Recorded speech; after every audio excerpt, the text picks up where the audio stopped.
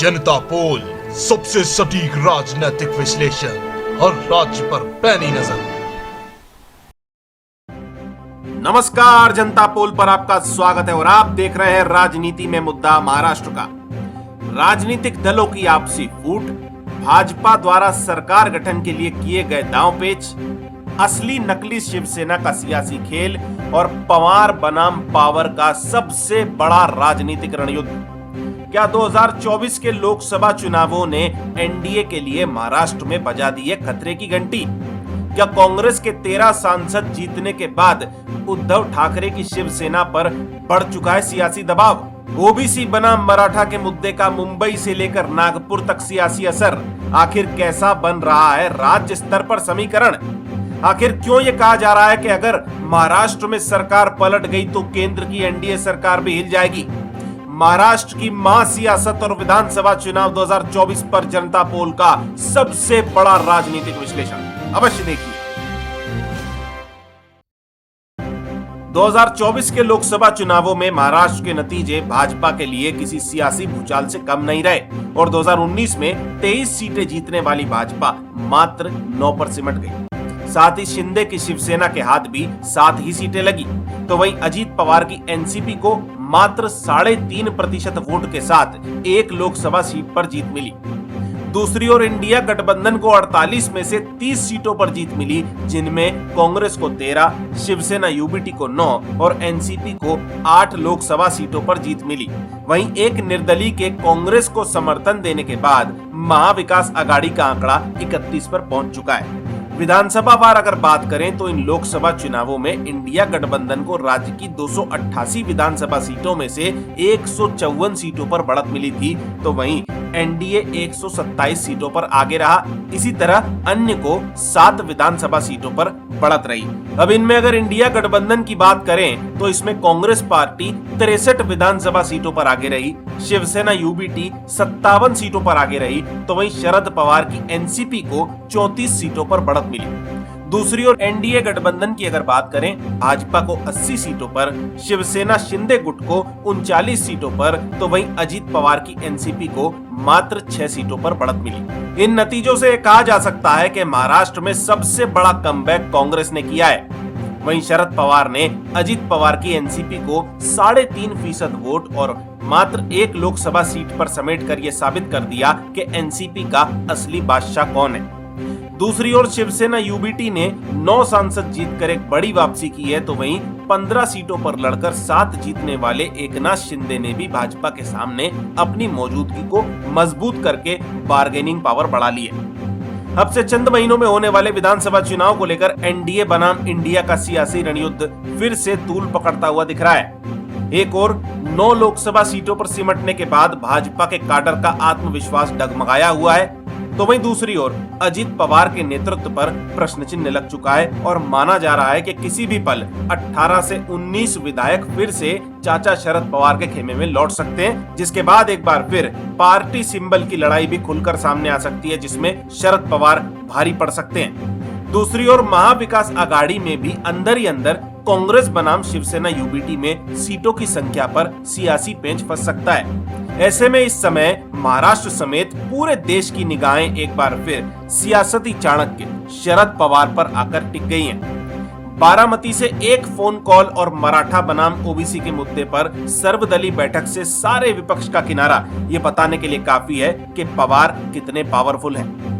NCP सूत्रों की माने तो लोकसभा चुनाव के नतीजों के बाद राज्य में भाजपा में भी असंतोष है और कई ऐसे पुराने नेता जो 10 साल पहले भाजपा में शामिल हुए थे, उनकी शरद पवार के खेमे में वापसी भी हो सकती है। खैर, लोकसभा चुनावों ने ये साफ कर दिया कि एनसीपी का पुराना काडर अब भी शरद पवार के नाम पर ही वोट देता है। इसी कारणवश अजीत पवार के खेमे में बैठे कई विधायकों को अपने राजनीतिक करियर पर संकट मंडराता हुआ दिखने लगा है और सूत्र बताते हैं कि हाल ही में जयंत पाटिल से करीब 20 से 22 विधायकों ने मुलाकात की है जो शरद पवार खेमे में वापसी करना चाहते हैं। और तो और अपने बयानों के जरिए शरद पवार पर कटाक्ष करने वाले छगन भुजबल भी खुद शरद पवार से मुलाकात करने के लिए पहुंच गए। एनसीपी का एक धड़ा तो ये भी मानता है कि अगर लोकसभा चुनाव की ही तरह वोटिंग हुई तो अजीत पवार के नेतृत्व पर संकट के बादल छा जाएंगे। राज्य स्तरीय पत्रकार इस संभावना से भी इनकार नहीं करते कि अगर नंबर गेम में शरद पवार आगे निकल गए और पार्टी सिंबल की लड़ाई उनके पक्ष में चली गई तो क्या पता खुद अजित पवार उसी तरह वापसी कर लौट जाएं जैसे पहले भी बगावत के बाद लौटे थे। हालांकि ये इतना आसान नहीं होने वाला क्योंकि इस बार बेहद दूर तक बात निकल चुकी है। लेकिन हाँ, ये भी कहा जा रहा है कि कभी चुनाव नतीजों के बाद पवार परिवार दोबारा एक हो गया तो वो 4 बड़े नेता जरूर बलि का बकरा बन जाएंगे जो अजित पवार की बगावत के मुख्य सूत्रधार माने जाते हैं। दूसरी ओर कांग्रेस की जोरदार वापसी के बाद से पिछले 10 सालों से शांत पड़ा काडर पूरे जोश में दिखाई दे रहा है और कहा जा रहा है कि पार्टी ये मानकर चल रही है कि लोकसभा चुनावों में अगर उसे 63 सीटों पर बढ़त मिली यानी विधानसभा चुनाव में यह आंकड़ा 80 के पार भी जा सकता है। वहीं शिवसेना यूबीटी भी इसी के आसपास का लक्ष्य लेकर आगे बढ़ रही है। तो वहीं शरद पवार की एनसीपी जिसे 34 सीटों पर बढ़त मिली थी वहां फिलहाल एक अलग किस्म की राजनीति देखने को मिल रही है। पहली कोशिश तो ये हो रही है कि अजित पवार खेमे के ज्यादा से ज्यादा विधायक और पार्टी से टूट चुके जमीनी नेताओं को शरद पवार के खेमे में लाया जाए जो लोकसभा चुनाव के परिणामों के बाद से कतई कठिन नहीं दिख रहा। दूसरा ये कि इन परिणामों के बाद कहीं न कहीं अजीत गुट के विधायक भी ये समझ चुके हैं कि महाराष्ट्र में एनसीपी मतलब शरद पवार। ऐसे में कयास ये भी लगाए जा रहे हैं कि क्या पवार परिवार भी एक हो जाएगा। हालांकि ये अब भी दूर की कौड़ी है, लेकिन इन सब पर पैनी नजर गड़ाए बैठा भाजपा हाईकमान भी ये समझ रहा है कि महाराष्ट्र की सियासत का केंद्र की राजनीति और एनडीए के नंबर गेम पर भी बड़ा असर पड़ सकता है।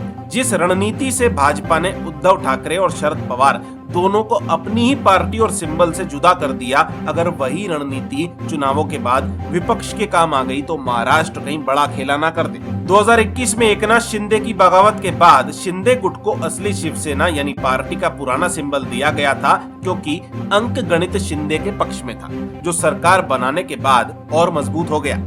लेकिन 2024 लोकसभा चुनाव में उद्धव ठाकरे की शिवसेना यूबीटी ने 9 सीटें जीतकर जबरदस्त वापसी की।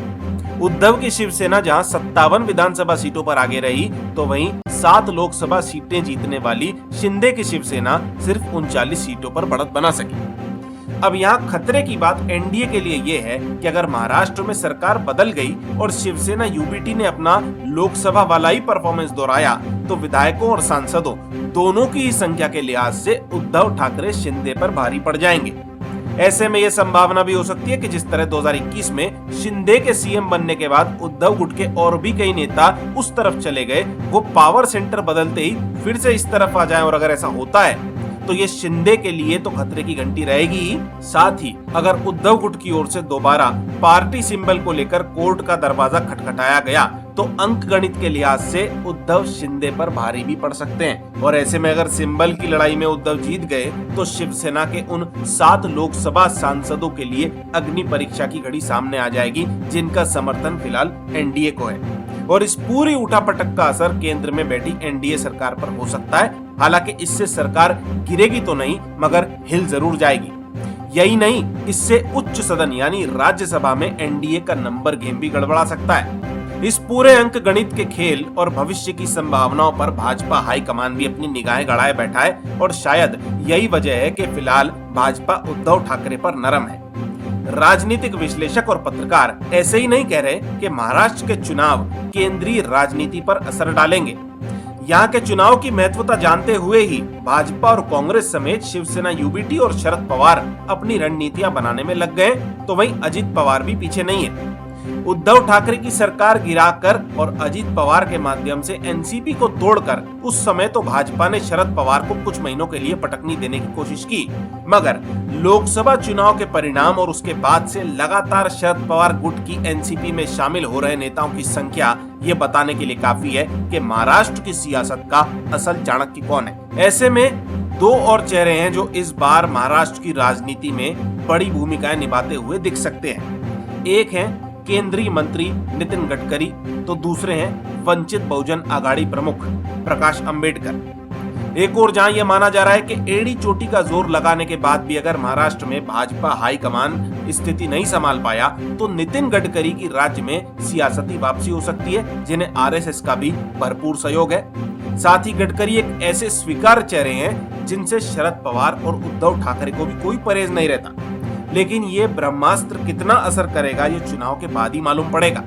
फिलहाल की स्थिति की बात करें तो मुख्य मीडिया में भले ना दिखाया जा रहा हो, लेकिन लोकसभा चुनाव की तरह महाविकास आघाड़ी या यूं कहें कि इंडिया गठबंधन की तीनों पार्टियां जमीन पर तैयारी करने में जुटी हुई हैं। ऐसे में अगर प्रकाश अंबेडकर भी इस गठबंधन में एंट्री कर लेते हैं तो एक ऐसा सफल सोशल इंजीनियरिंग का चक्रव्यूह तैयार हो जाएगा जो भाजपा के लिए और भी बड़ी चुनौती खड़ी कर सकता है। ये बात भी महत्वपूर्ण है कि लोकसभा चुनाव के नतीजे ये साबित करने में सफल रहे हैं कि राहुल गांधी भी अब वो राहुल गांधी नहीं रहे जो 2019 में थे। उस वक्त कहा जाता था कि भाजपा ने उन्हें राजनीतिक रूप से खत्म कर दिया है, मगर इन नतीजों और उसके बाद की गतिविधियों ने यह साफ कर दिया है कि भाजपा की भीषण मार ने राहुल गांधी की राजनीति को भी काफी पैना कर दिया है। ऐसे में महाराष्ट्र में सारा विपक्ष पूरे जोश और दमखम से चुनाव लड़ने के लिए भाजपा के आगे तैयार खड़ा है।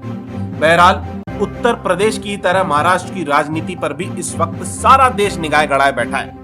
फिलहाल तो 293 सांसदों के साथ एनडीए सरकार बहुमत में है, मगर इनमें नीतीश कुमार और चंद्रबाबू नायडू जैसे पुराने खिलाड़ी शामिल हैं, जो ये भली भांति जानते हैं कि दबाव कब और कैसे बनाना है, जो कि फिलहाल के बजट में साबित भी हो गया। और इन दोनों ही राजनेताओं का ट्रैक रिकॉर्ड अगर देखा जाए तो इन पर गठबंधन के साथियों के रूप में कितना भरोसा करना सही है ये कहा नहीं जा सकता। ऐसे में अंक गणित, राज्यों के चुनाव के नतीजे, राज्यसभा और लोकसभा का नंबर गेम आने वाले राजनीतिक मौसम के तूफानों का एक जीता जागता संकेत है। खैर, राजनीति, रणनीति, चुनावों और अन्य मुद्दों पर विश्लेषण लगातार होते रहेंगे। हमारे साथ बने रहने के लिए धन्यवाद। देखते रहिए जनता पोल। जय हिंद, जय भारत।